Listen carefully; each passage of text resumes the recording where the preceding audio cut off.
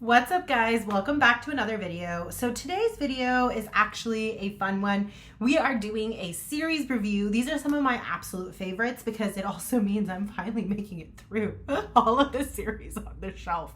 I have so many books on my TBR right now, my physical TBR that is. If you guys are interested, by the way, in seeing a physical TBR of what I actually need to read that is sitting on my shelves, then let me know, because it's probably good for me to get an idea of what I need to read as well, you know, because there's quite a few books on that shelf. But that is neither here nor there. Today's video is going to be about these two lovely books. Now, for many of you who enjoy reading, you may have heard the name Jennifer Lynn Barnes before for two other series that she's written that she's very well known for. One would be the Inheritance series, and the other one would be the Natural series.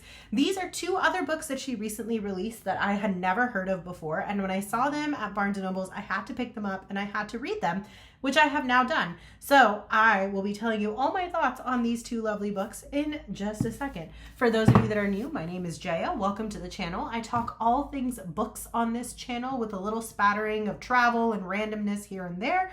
For those of you that are returning, thank you so much for being here. It is always amazing to have a community of people who are just as obsessed with reading as I am.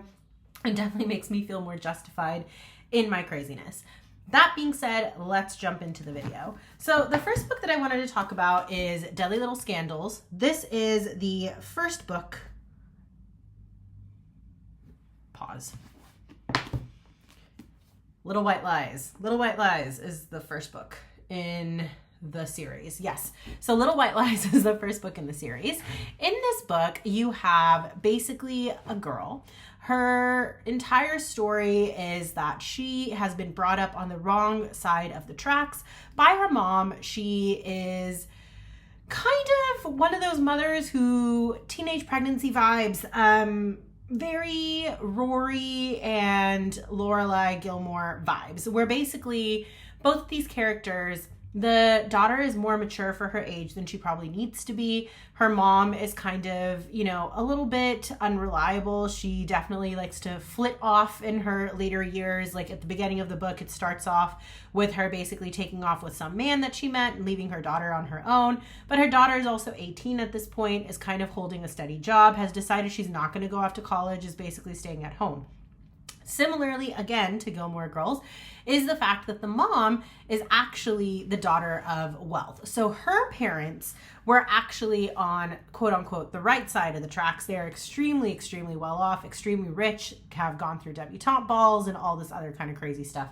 And so what basically happens, our main character, Sawyer, is given a visit by her grandmother, Lillian, who comes in when her mom has gone missing and says, "Hey, Sawyer, why don't you come stay with me and go through a debutante ball season where I can introduce you to society and you also get a chance to know the family?" And Sawyer is just like, why in the heck would I go anywhere with you when you basically pushed my mom out, for lack of better wording? And the grandmother basically says, you know, a lot of things happen that I do regret, but you're now of legal age to make your own decisions.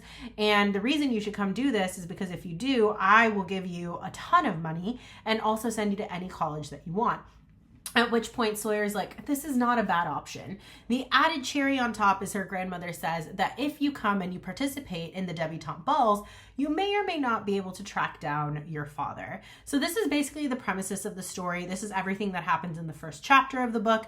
And then from there, we kind of move forward. Now, in the midst of this story, Sawyer also ends up meeting her cousin, who she did not expect to love, but ends up having a lot of, you know, connection with and a lot of love for. This girl's name is Lily. She's the same age as Sawyer, maybe a year younger. She's also in college. And she also has a best friend, Sadie Grace, who is one of the most beautiful people to be present, but is also a little bit of a klutz. So she likes to put it, she breaks men. She also ends up meeting Lily's ex, who is also kind of the prince of society. I believe his name is Walker.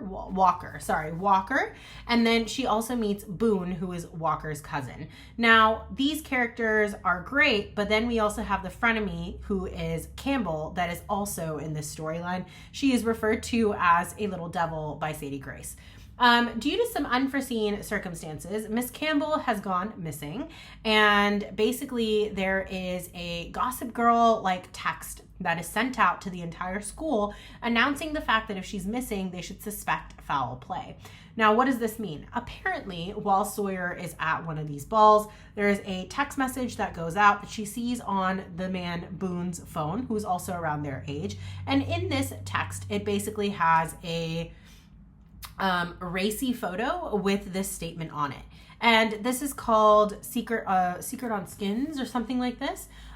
Secrets on My Skin is the blog post. So basically she posts photos with messages on them that people can then interpret as desired. No one knows who the girl is that is doing all of these things. So a lot of craziness is basically taking place in this book, and Sawyer has just walked into utter and total chaos.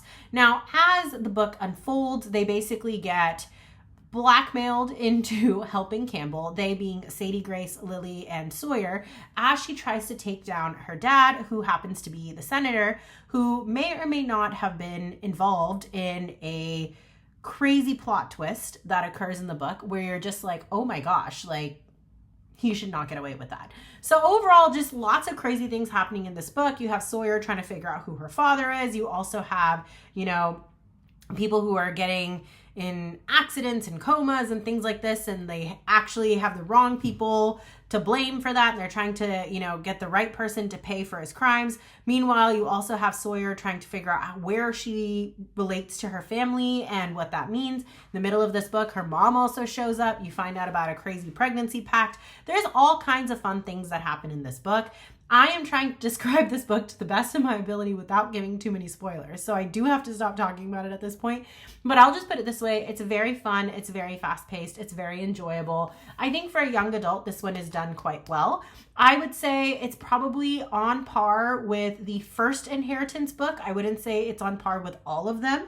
And I would say it's slightly less great than the Natural series, which I enjoyed more than the Inheritance series. So if that sounds like it's up your alley, definitely check this book out. I gave this a solid 3.5 stars, but I also think part of the reason why I gave it a slightly lower star rating than a 4 is because parts of the book were a little far-fetched for me and parts of it were a little too predictable for me. But overall, the storyline is great. The drama is great. It's very, very fun, fast-paced read, and I definitely think it's worth picking up. It's also a pretty short book, so if you have something like coming up, a trip or something like that where you just want a fun, fast-paced book to read on the plane or on the beach, this is definitely your girl. That moves us into the second book. So Deadly Little Scandals kind of picks up where the last book left off. Only now the twist of the plot is that they are the girls, that is. So Sawyer, Lily, Sadie, Grace, and Campbell are on lake property basically for the summer. It's very rich girl vibes, but in the middle of all of this, they get invited to come participate in a bunch of tasks in order to prove whether or not they belong in a secret society. So if you're thinking of Rory and her relationship in college, you guys are kind of on point. So basically they get invited to do all these crazy things that are dares, and they're trying to woo a bunch of these women in order to basically be told that they're good enough to join their lofty club. Now, in the midst of all of this, they happen upon a body. Now, the question mark becomes, who is this body belonging to? And it just so happens that as they dig deeper, the woman who has passed away is the same age as their family members, aka their parents. And so now they have to figure out how to rally and understand who this woman is that's dead. They also end up meeting the grandmother's twin sister, who happens to be definitely on the wrong side of the tracks and kind of has her hands in all of the slimy business that's taken place. You have a fake pregnancy, you have a fake childbirth, you have kidnapping, you have the book starting off with the girls dug up in a shallow grave. All kinds of insanity is happening in this book. You have, double agents and things like that. It's so much fun. And again, this book has so much to it, but I feel like I will spoil it if I say anything more. But if you're looking for a fun, fast-paced mystery that gives you, the world of Gilmore Girls combined with a little bit of thriller mystery of Pretty Little Liars, combined with The Lion Game, this is your book.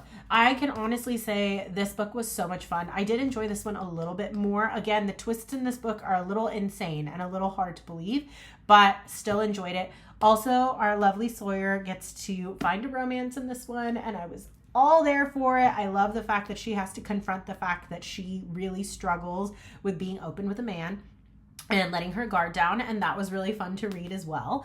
But this book overall, I definitely gave it a 4-star. I think the romance was great in this book. I think the mystery was great in this book. I think the dead bodies were interesting in this book.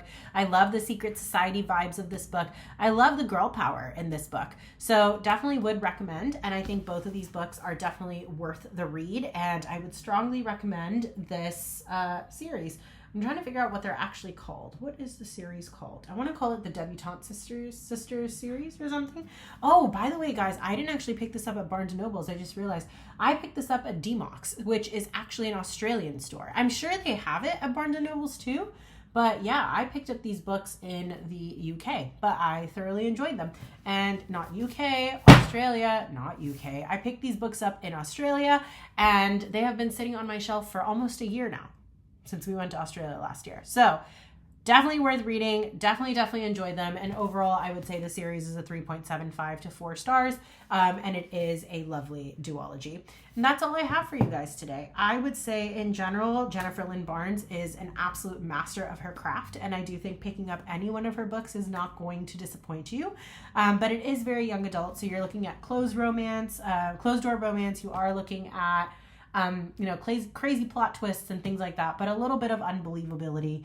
And overall, like, heavy topics are kind of discussed, but not with too much intensity. I would say like slightly one notch less than Holly Jackson's books, but again, probably gives you the same level of energy and enthu as those books do. So would recommend. I hope you guys enjoyed. For those of you that are new, if this sounds like your type of channel, if you like reading about books and hearing about series and looking at book hauls and going on small little trips and things like that, then this is definitely the place for you. I put out videos every Wednesday and Sunday, so definitely consider hitting that subscribe button and that notification bell. I would love to see you guys back. For those of you that are returning, thank you once again for being here, for supporting me, for supporting this dream. I've always wanted to create a community where we can talk about books because I've always had a slight obsession with reading. But the thing is, like, for the longest time growing up, I was always told, why only fiction? Why don't you read nonfiction? And nobody really understood my obsession with my fiction addiction until I discovered this community. And so it has been such a joy to be able to share this joy with you guys. Thank you for your comments. Thank you for your watches. Thank you for your likes. It means the absolute world to me. That being said, I will catch you guys in the next video. Bye.